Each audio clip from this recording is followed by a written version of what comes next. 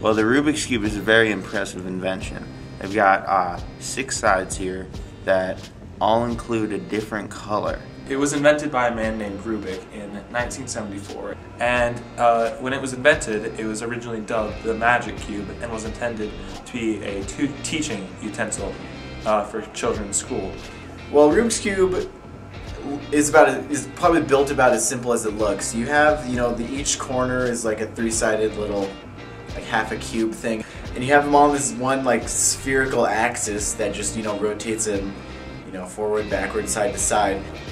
Well, there are 519 quintillion combinations for the various variations of the Rubik's Cube, which makes it just a fun thing to do over and over again.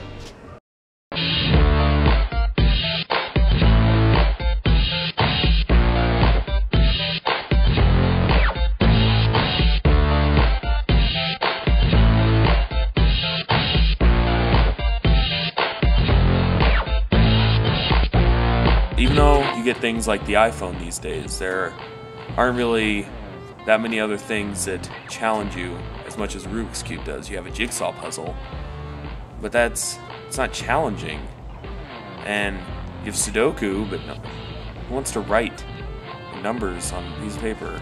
So you get to actually have something tangible in your hands and play with colors. Well, personally, I think out of all of the different types of Rubik's Cubes, you have the 2x2, the 3x3, 4x4, 5x5, and so on. I think the easiest for me, and most people maybe, would be the 3x3, because it's so traditional, it's so recognizable. But you have the 2x2, which is like a shorter and smaller version of that, so that you can do a lot faster. But it's hard to relearn all the things you might have learned with the original Rubik's Cube.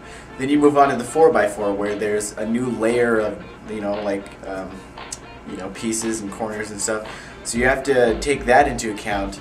Now you can move the centers, you have to make the centers right, and it gets pretty complicated. Well, technology, it requires a lot more. It requires physical energy that costs money that you have to plug into an outlet. It requires a television. It's really what I would call a dependent form of entertainment because it relies on so many factors, and if you don't have power or anything along those lines, then you won't be able to play with it or do anything or the likes of that. Now, with a Rubik's Cube, on the other hand, you have the ability to pull it out whenever you want, in class, when you're in the car, on the bus, anywhere, when you're looking for just something fun to do, something challenging for your mind. I mean, you're always going to be able to rely on it, pull it out, and it's really what I would call a self-dependent form of entertainment.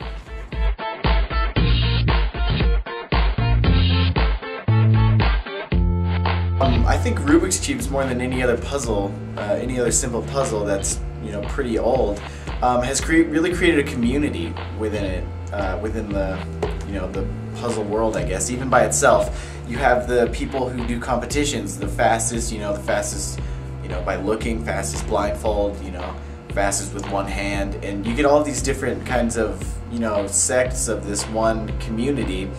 And they're all really trying to have fun with a traditional toy, and then you have the people who take it that much further with the robot that can solve the Rubik's Cube. You have some of those. You have a lot of YouTube videos that are tutorials to teach people how to solve Rubik's Cubes.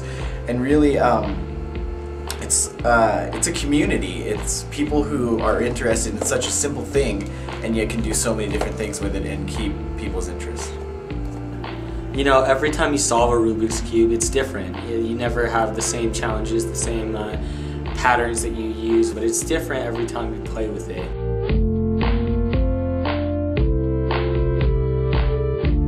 Well, Rubik's Cubes really have spanned, multiple generations, but one thing they haven't done is changed a lot. You get the technological ones where there's, you got the touchscreen ones on the iPhone maybe, or the ones that you can just point and click on a mouse and drag it across to, turn the edges.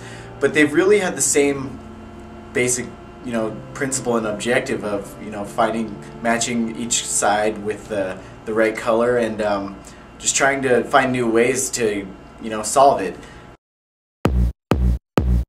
Push me, and then just touch me, till I can get my satisfaction.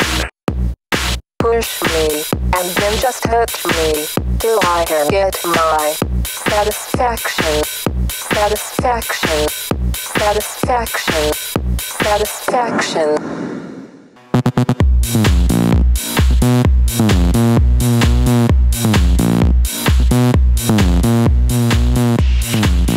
There's always a new challenge, and it's always exciting to see if you can conquer that. Push me, and then just touch me, till I can get my satisfaction. Push me, and then just touch me, till I can get my satisfaction.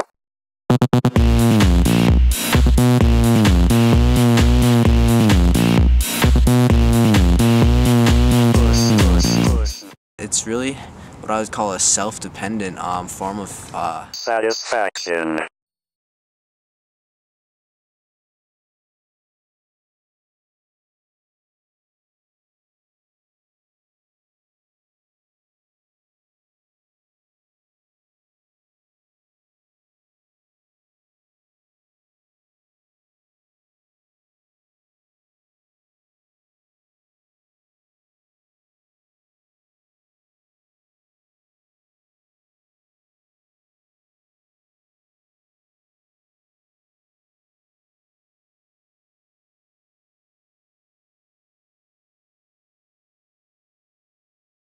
It's really what I would call a self-dependent form of entertainment.